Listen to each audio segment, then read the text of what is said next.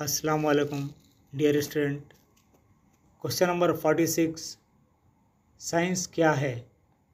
Answer, science is an accumulated and systematized learning.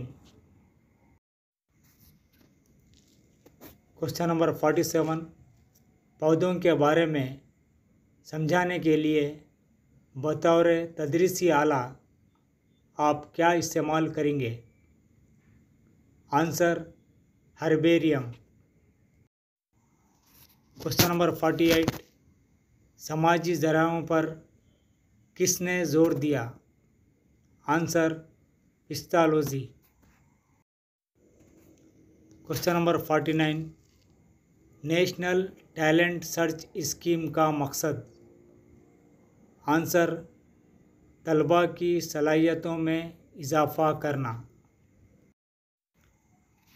Question number 50, CCE का मतलब?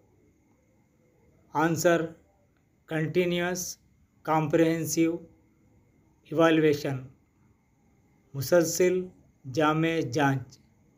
आजकल स्कूलों में यही तरीक़ा इस्तेमाल किया जा रहा है, यानी CCE मेथड।